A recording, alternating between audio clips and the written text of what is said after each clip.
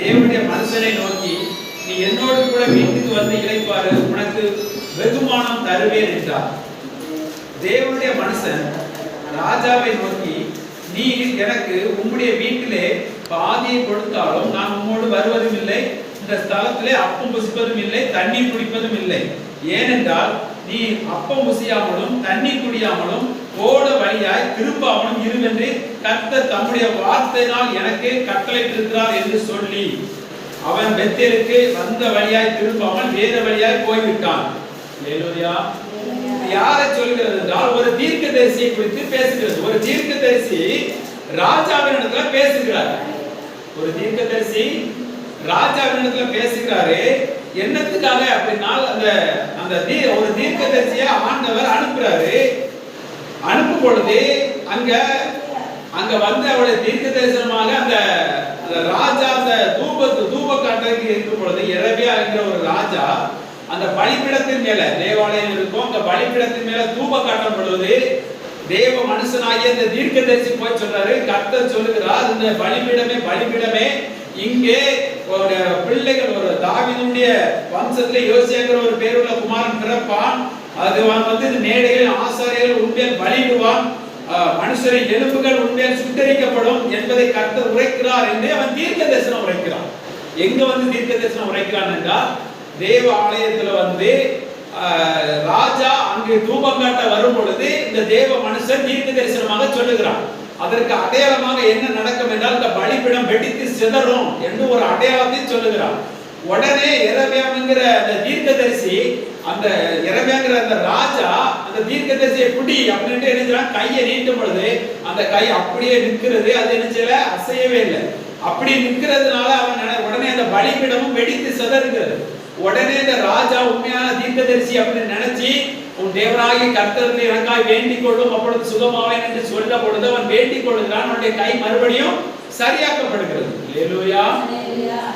அப்போ எவ்வளவு பெரிய தீர்க்கதரிசி என்று நீங்க யோசிச்சு கொள்ளுங்க. ஒரு ராஜாவுக்கு முன்பாக கர்த்தருடைய வார்த்தையை பேசக்கூடிய ஒரு தைரியமுள்ள தீர்க்கதரிசி. தைரியமுள்ள தீர்க்கதரிசி. நம்ம ஒரு ஆண்டவர் ஒரு வார்த்தையை சொல்றாருன்னா ஒரு சாதாரண மனுஷன் நம்ம சொல்லிடுவோம், ஒரு குறிப்பிட்ட அதிகாரத்தில் இருக்கிறவங்க சொல்லிடுவோம்.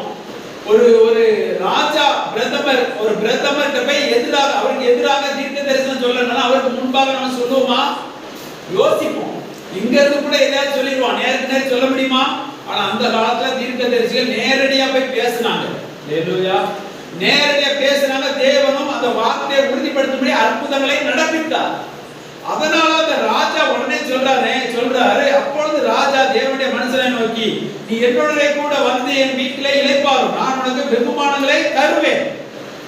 அப்ப அந்த என்ன சொல்றாருன்னா, ராஜா என்ன சொல்றாருன்னா, சரியான ராஜா சொல்லுதாரு, தேவனுடைய மனுஷனே என் வீட்டுல வந்து நீ இளைப்பாரும், நான் உனக்கு என்ன தருவேன், வெகுமானங்களை தருவேன். அப்படின்னா பரிசுகளை உனக்கு தருவேன். ஒரு ராஜா பரிசு கொடுப்பாருன்னா எவ்வளவு ஒரு ஆசீர்வாதமா இருக்கும் யோசிச்சு பாருங்க.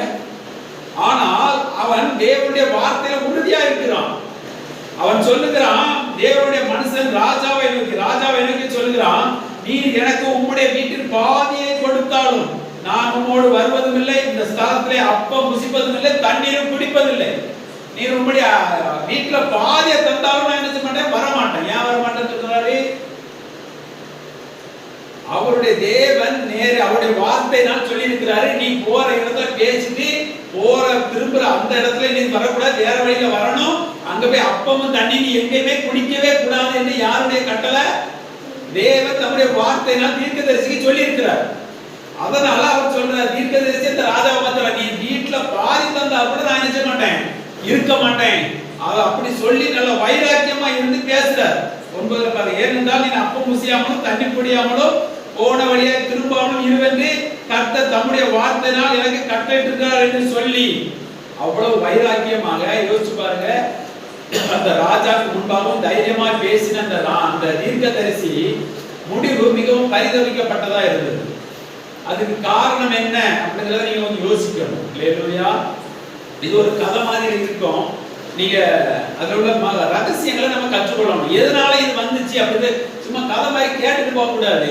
இது எதனால இந்த தீர்க்கதரிசி இவ்வளவு ஒரு வைராக்கியம் உள்ள தீர்க்கதரிசி எதனால் விழுந்து போனார், எதனால் தன்னுடைய ஸ்தானத்தை விட்டு இழந்து போனார் என்பதை நீங்க யோசிக்கணும். அல்லேலூயா. ஒரு ராஜா மிகப்பெரிய வெகுமானத்தை தருவேன் என்று சொன்ன போது கூட அதை வெறுத்தவன்.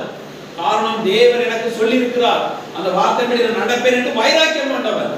அந்த வைராக்கியம் கொண்டவன் பணத்துக்கு அடிமையாக்கப்பட்டவனா இல்ல, பண பொருளுக்கு அடிமைப்பட்டவன் இல்ல. அதுலெல்லாம் தெளிவா இருக்கிறார்.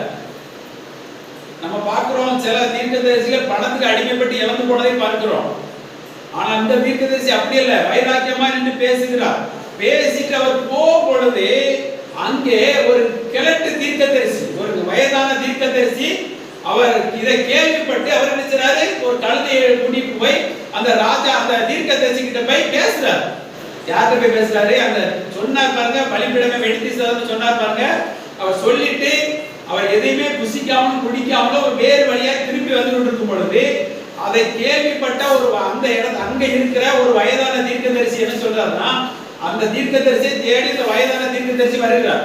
வந்து சொல்றாரு, நானும் ஒரு தேவனுடைய தீர்க்கதரிசி தான், நீ என்னுடைய வீட்டிலே வந்து நீர் என்ன செய்யும், அப்பம் புசியும் தண்ணீர் குடியும் இளைப்பாறும் என்று சொல்றார்.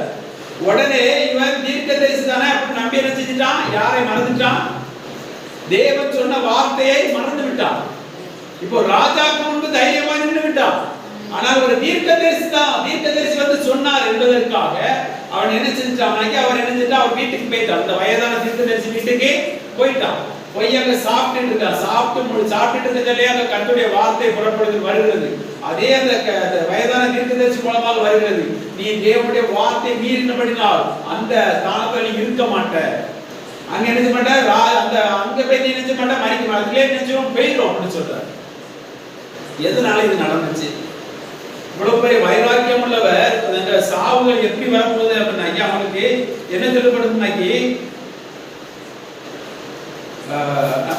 படிக்கமா 20 படிக்கிற மாதிரி, அவர்கள் பந்தியிலே உட்கார்ந்து இருக்க போது அவனை திருப்பி கொண்டிருந்த பொழுது அவனை திருப்பி கொண்டு வந்த தீர்க்கதரிசிக்கு கர்த்தருடைய வார்த்தை உண்டானதினால் அவன் யூதேயாவிலிருந்து வந்த தேவனுடைய மனுஷனை பார்த்து சத்தமிட்டு, உன் தேவனாகிய கர்த்தர் உனக்கு கற்பித்த கட்டளையை நீ கைக்கொள்ளாமல் கர்த்தருடைய வாக்கை மீறி நீ அப்பம் புசிக்கவும் தண்ணீர் குடிக்கவும் வேண்டாம் என்று அவர் விளக்கின ஸ்தலத்துக்கு நீ திரும்பி அப்பம் புசித்து தண்ணீர் குடித்தபடினால் உன்னுடைய பிரேதம் உன் பிதாக்களின் கல்லறையிலே சேர்ந்ததில்லை என்று கர்த்தர் சொல்லுகிறார். அல்லேலூயா. இவன் யாராலதான் வந்தான்? ஒரு மனுஷன் சொல்லியிருந்தா அந்த தீர்க்கதரிசி வந்திருக்க மாட்டான். அவன் நான் தேவனுடைய தீர்க்கதரிசி தான் என்று சொன்னதுனாலதான் என்ன செஞ்சான், வந்தான். வந்தவன் என்றா புசித்தான். இது மாம்சத்தின் பார்வையிலே நல்லது. ஆனால் அவன் ஒன்றை மறந்துட்டான், தேவன் சொன்ன வார்த்தையை மறந்துட்டான். அல்லேலூயா. தேவன் என்ன சொல்லி இருக்கிறார் அப்படிங்கறத நம்ம உறுதியா புரிஞ்சுக்கணும். தேவன் இப்போ உங்களுக்கும் எனக்கும் தேவன் எதிர பேசுகிறார், தேவனுடைய வார்த்தை என்ன என்பதை பார்க்கணும். இப்போ இந்த தீர்க்கதரிசிலாம் முடிஞ்சு போனது, அதெல்லாம் எழுதப்பட்டது. அதெல்லாம் எதுக்காக எழுதப்பட்டிருக்கிறது அப்படிங்கறத நீ யோசிக்கணும். அல்லேலூயா. ஒரு வார்த்தையோ ஒரு கதையாக வரும் பொழுது அந்த கதைகளை நீங்க சிந்திச்சு பார்க்கணும். இந்த கதையில எப்படி ஜெயித்தவங்களையும் பார்க்கணும், தோத்தவங்களையும் நீங்க பார்க்கணும். அப்பதான் உங்களுக்குள்ள என்ன செய்யும், ஆவியானவர் கிரிய ஞானங்கள் செயல்படும். இந்த வார்த்தைகள் எல்லாமே நீங்க அறியும் பொழுது நீங்க ஞானத்திலே பெருகுவீங்க. அல்லேலூயா. நீங்க நல்லா புரிஞ்சு கொள்ளுங்க. இந்த தீர்க்கதரிசி பணத்துல அடிமையாக்கப்படல, ஜெயிச்சிட்டாரு. பெரிய பெரிய பதவி ராஜா கணப்படுத்த நினைக்கிறாரு, அதுக்கும் அவர் என்ன செய்யல, இடம் கொடுக்கல, ஜெயிச்சிட்டாரு. அவர் வஞ்சிக்கப்பட்டது யாரால் வஞ்சிக்கப்பட்டார்னா, ஒரு ஊழியக்காரர், ஒரு தீர்க்கதரிசி மூலமா வஞ்சிக்கப்பட்டார். அல்லேலூயா. அவர் தீர்க்கதரிசி என்று சொன்னதுனால அவர் சொன்ன தேவனுடைய வார்த்தையை மறந்து போயிட்டார். மறந்து போனதுனால அதே தீர்க்கதரிசி மூலமாக வார்த்தை வருகிறது, நீ என்ன பண்ண, நீங்க போய் போக மாட்ட, உன் பிரேதம் வழியிலே கிடக்கும் என்று சொல்லப்படுகிறது. பாருங்க, இவ்வளவு பெரிய வைராக்கியமா போனவர், ராஜாக்கு முன்பாக போய் எதிர்த்து பேசினவர், அற்புத அடையாளங்களை செய்தவருடைய முடிவு மகா மோசமாக இருக்கிறது. இதற்கு காரணம் என்ன அப்படின்னா, தேவனுடைய வார்த்தைக்கு கீழ்ப்படியாம தேவனுடைய மனுஷன் என்கிற ஒரு தீர்க்கதரிசி சொன்னார் என்பதற்காக தேவனுடைய வார்த்தையை மீறினான். அல்லேலூயா. உங்களுக்கு இந்த வார்த்தையை மீறும்படியான எந்த தீர்க்கதரிசி சொன்னாலும் நீங்க ஏற்றுக்கொள்ள கூடாது. அல்லேலூயா. இந்த வார்த்தைக்கு விரோதமாக அற்புத அடையாளங்களை உங்க கண்ணு முன்னால செய்கிற தீர்க்கதரிசிகளாக இருந்தாலும் அந்த வார்த்தைக்கு விரோதமாக உங்களுக்கு ஒன்று சொல்றாங்க அப்படின்னா நீங்க அதை ஏற்றுக்கொள்ளாதீங்க. அல்லேலூயா. அது நீங்க எவ்வளவு பக்தியா இருந்தாலும் பக்தியெல்லாம் வீணா போயிடும். தேவனுடைய நீங்க தேவனை மிகவும் கனப்படுத்த தேவனுடைய வார்த்தையை உறுதியாய் பிடிக்கிறீங்க பாருங்க, அதுதான் நீங்க தேவனை கனப்படுத்துறீங்க. ஹல்லேலூயா. தேவனுக்காக நான் பரிசுத்தமாய் இருக்கணும்னு விரும்புறேன் நீங்க நினைக்கிறீங்கன்னா, தேவன் எப்படிலாம் உங்களை சொல்லி இருக்கிறாரோ அந்த ஸ்தானத்துல உங்களை நீங்க வச்சிருக்கிறீங்க பாருங்க, அது உங்களுக்கு பரிசுத்தமாக காண்பிடுது. ஆமென். நல்லா புரிஞ்சு கொள்ளுங்க. ஏன்னா மோசே ஒரு சின்ன தவறு பண்றாரு. மோசே எவ்வளவோ வைராக்கியமா இருந்தவர், ஆண்டவர் சொல்றாரு இந்த கண்மலையை பார்த்து பேசாத தண்ணீரை கொடுக்கும், அதுல இருந்து தண்ணீர் நினைச்சா அதை கொடுக்கும் அப்படின்னு சொல்றாரு.